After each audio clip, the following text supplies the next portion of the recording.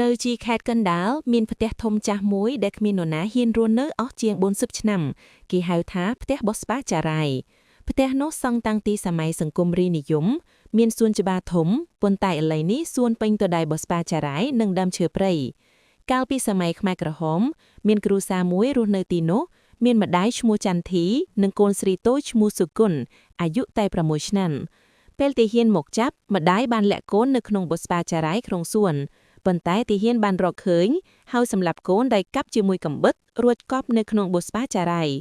ម្ដាយត្រូវបានសម្លាប់ក្រោយមកចាប់ពីនោះមកគេឮសំឡេងកូនស្រីតូចស្រែកយំនៅក្នុងបោះស្បាចារ៉ៃនិងឃើញស្រមោលតូចៗដើរវាហៅអ្នកដែលហ៊ានចូលទៅក្រុមមិត្តភ័ក្តិ4នាក់ដែលជាក្រុមថតវីដេអូខ្មោចនៅ YouTube សម្រាប់ចិត្តមកថតវីដេអូនៅផ្ទះនោះមួយយប់ដើម្បីបង្កើតខ្លឹមសារគួរឲ្យខ្លាចពួកគេមិនជឿរឿងខ្មោចទេគិតថាគ្រាន់តែជារឿងនិទានតួអង្គមានអ្នក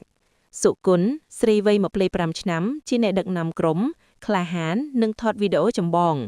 វីរៈបុរសវ័យ26ឆ្នាំមិត្តប្រុសរបស់សុគន្ធចូលចិត្តលេងសើចនិងមិនជឿខ្មោចរតនីស្រីវ័យ24ឆ្នាំមិត្តភក្តិជិតស្និទ្ធខ្លាចខ្មោចបន្តិចប៉ុន្តែមកដើម្បីសប្បាយធនៈបុរសវ័យ27ឆ្នាំជាអ្នកបច្ចេកទេសយកកាមេរ៉ានិងឧបករណ៍ចាប់សម្លេងជឿរឿងខ្មោចបន្តិចនិងព្រមានក្រុមពួកគេមកដល់ផ្ទះនៅពេលល្ងាចផ្ទះងងឹតស្ងាត់សួនច្បារពេញបោះស្បាចារ៉ៃខ្ពស់ៗនិងមានក្លិនដីសើមពួកគេដំឡើងកាមេរ៉ានៅក្នុងសួនសុគន្ធមើលសួននេះបោះស្បាចារ៉ៃខ្ពស់ណាស់វីដេអូយើងនឹងគួរឲ្យខ្លាចប្រកបធនៈឯងស្រាវជ្រាវបានអីខ្លះពីផ្ទះនេះធនៈខ្ញុំរកឃើញថាកាលពីសម័យប៉ុលពតមានកូនស្រីតូចឈ្មោះសុគន្ធត្រូវបានកាប់សម្លាប់នៅក្នុងបោះស្បាចារ៉ៃនេះរួចកប់ទីនោះខ្មោចនាងតែងយំហៅម៉ែនិងទាញជើងអ្នកដដាលក្បែរសុគន្ធឈ្មោះឯងសុគន្ធដូចឈ្មោះនាងហើយវីរៈសើចធំហាហាសុគន្ធណាបើខ្មោចហៅវាច្រឡំមករកឯងហើយរតនីឯងខ្លាចអាប់មកឈរក្បែរវីរៈនេះវីរៈការពារឲ្យរតនីចង់សើចខ្ញុំខ្លាចបន្តិចប៉ុន្តែបោះស្បាចារ៉ៃនេះខ្ពស់ណាស់ដើរពិបាកធនៈឯងដំឡើងកាមេរ៉ាហើយឬនៅយើងថតវីដេអូដើរក្នុងសួនមុនធនៈហើយខ្ញុំដាក់កាមេរ៉ានៅកណ្ដាលបោះស្បាចារ៉ៃគេថាទីនោះជាកន្លែងកប់សុគន្ធចាប់ផ្ដើមថតចុះពួកគេដើរថតវីដេអូក្នុងសួននិយាយលេងនិងស្រែកហៅលេងសើចនៅពេលយប់ជ្រៅពួកគេអង្គុយជុំគ្នានៅកណ្ដាលសួនញ៉ាំអាហារស្រាប់តែមានសំឡេងគួនយំពីក្នុងបោះស្បាចារ៉ៃម៉ែឈឺណាស់ជួយខ្ញុំរតនីញ័រ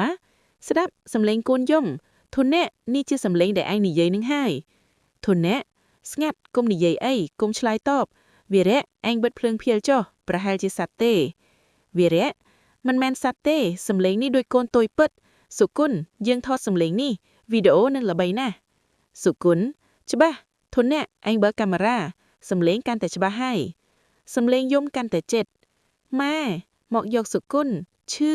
ឈាមហូរណាស់រតនីវាហៅឈ្មោះសុគន្ធវាហៅឯងធនៈយើងចេញទៅចុះប៉ុន្តែវីរៈសើចលេងសុគន្ធមកលេងជាមួយពូវីរៈណាភ្លាមនោះសំឡេងយំឈប់ហើយមានសំឡេងតបវិញពូមកលេងក្នុងបោះស្បាចារ៉ៃសុគន្ធមកជាមួយវីរៈភ័យខ្លាំង